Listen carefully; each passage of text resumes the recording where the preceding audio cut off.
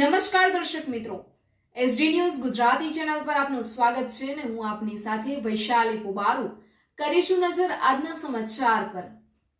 સાબરકાંઠાના તલોદ તાલુકાના નગરપાલિકાની સ્થાનિક સ્વરાજ્યની ચૂંટણી સંદર્ભે પૂર્વ મુખ્યમંત્રી નીતિનભાઈ પટેલની સભાનું આયોજન કરવામાં આવ્યું। તલોદ નગરપાલિકાની 16 ફેબ્રુઆરીએ સ્વરાજ્યની ચૂંટણી સંદર્ભે કુલ 6 વોર્ડ 24 જેટલા ઉમેદવાર કાર્યકરો તથા તેમના ટેકેદારો દ્વારા પૂર્વ મુખ્યમંત્રી નીતિનભાઈ પટેલનું સન્માન કરવામાં આવ્યું હતું। તાલુકા પ્રમુખ કૌશલભાઈ ગજ્જર, ગ્રામ્ય પ્રમુખ ઝાલા કનકસિંહ દ્વારા ફુલહાર તથા શાલ ઓઢાડી સન્માન કરવામાં આવ્યું હતું। શહેર પ્રમુખ કૌશલભાઈ ગજ્જર દ્વારા તમામ ઉમેદવારોને જીત અપાવી નગરપાલિકાની 24માંથી 24 સીટ જીતાડવા તંતોડની મહેનત કરવામાં આવે છે નીતિન પટેલ દ્વારા જણાવવામાં આવ્યું હતું। અને નગરપાલિકાની ગ્રાન્ટ કરોડોની આવે છે। રોડ રસ્તા પાણી તેને વ્યવસ્થા ભાગરૂપે આપવામાં આવે છે।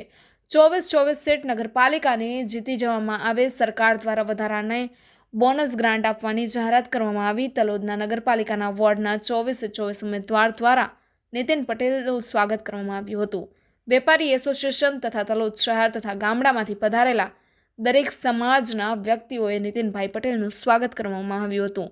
આ પ્રસંગે પૂર્વ સાંસદ દીપસિંહ રાઠોડ, હિંમતનગર ધારાસભ્ય વીડી ઝાલા સાહેબ, પૂર્વ શિક્ષણ મંત્રી જયસિંહ ચૌહાણ, જિલ્લા પ્રમુખ કનુભાઈ પટેલ, મહામંત્રી વિજયભાઈ પંડ્યા, માર્કેટ યાર્ડના ચેરમેન સંજયભાઈ પટેલ, રેખાબા ઝાલા, અનિરુદ્ધભાઈ સોરઠિયા, ગજેન્દ્રભાઈ સક્સેના, જયસિંહભાઈ તેવર, તલોદ ભાજપ શહેર પ્રમુખ કૌશલભાઈ ગજ્જર, તાલુકા પ્રમુખ કનકસિંહ ઝાલા, તલોદ શહેર મહામંત્રી નરેન્દ્રસિંહ ઝાલા, ગુજરાલસિંહ, બંસી કાકા મહેતા, ઋતુલભાઈ પટેલ, પ્રોફેસર રંગુસિંહ ઝાલા, દામોદરભાઈ પટેલ, મોટી સંખ્યામાં ભાઈઓ બહેનો ઉપસ્થિત રહ્યા હતા। આ પ્રસંગે શાબ્દિક આભાર વિધિ પૂર્વ શહેર પ્રમુખ ગોપાલભાઈ શાહ દ્વારા કરવામાં આવી હતી।